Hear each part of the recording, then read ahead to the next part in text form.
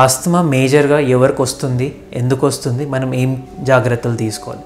Major factors 3 ఉంటాయండి. ఒకటేమో వంశపారంపర్యంగా, సెకండ్ వచ్చేసి మన ఎన్వైర్న్మెంట్, థర్డ్ వచ్చేసి మన లైఫ్ స్టైల్ ఎలాంటిది అనేది.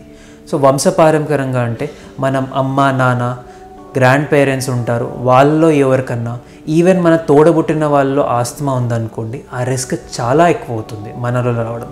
అంటే నార్మల్ పర్సన్కి ఒక 1% రిస్క్ ఉంటే, ఇలా మన ఫ్యామిలీ మెంబర్స్లో ఎవరికైనా ఉంటే అది 5 to 10% వరకు రిస్క్ ఫ్యాక్టర్ అవుతుంది.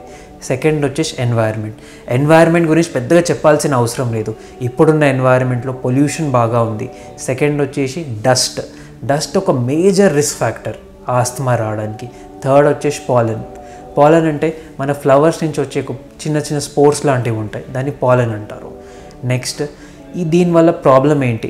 ఎన్వైర్న్మెంట్ వల్ల మనకు ఆ బ్రీతింగ్ చేసినప్పుడు ఆ ప్రోడక్ట్స్ ఏవైతే ఉంటాయో, స్మోక్ ఉండనివ్వండి, ఆ స్మోక్లో ఉన్న హానికరం పదార్థాలు ఉంటాయి, దానివల్ల మన లంగ్స్లో వెళ్ళినప్పుడు లంగ్స్ ఒక విధంగా రియాక్షన్ అవుతాయి. సో ఆస్తమా సింపుల్గా చెప్పాలంటే లంగ్స్తో ఒక ఓవర్ రియాక్షన్, ఒక సింపుల్ సబ్స్టెన్స్కి ఓవర్ రియాక్షన్ ఆస్తమాలా మనకు బయటపడుతుంది.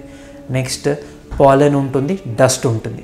డస్ట్ అనేది ఒక ఎలర్జీ రూపంలో లంగ్స్ని ఎఫెక్ట్ చేస్తుంది. డస్ట్ ఒట్టి లంగ్స్ కాకుండా మనకు నోస్ ఎఫెక్ట్ చేస్తుంది, సైనసైటిస్, పాలిపోసిస్ వస్తుంది. స్కిన్ పైన వస్తే సేమ్ డస్ట్ ఎలర్జీ, ఎగ్జిమా లాంటిది ఉంటుంది. సో డస్ట్ అనేది ఒక సింపుల్ థింగ్ కాదు. మన ఎన్వైర్న్మెంట్ ఎప్పుడైనా డస్ట్ ఫ్రీ ఉంచుకోవాలి. థర్డ్ మన లైఫ్ స్టైల్ మేజర్గా ఆడవాళ్ళల్లో ఎవరికైతే ఎక్కువగా బరువు ఉంటారో వాళ్ళకి ఆస్తమా రిస్క్ చాలా చాలా ఎక్కువ అవుతుంది. సో వెయిట్ అనేది చాలా ఇంపార్టెంట్ ఫ్యాక్టర్.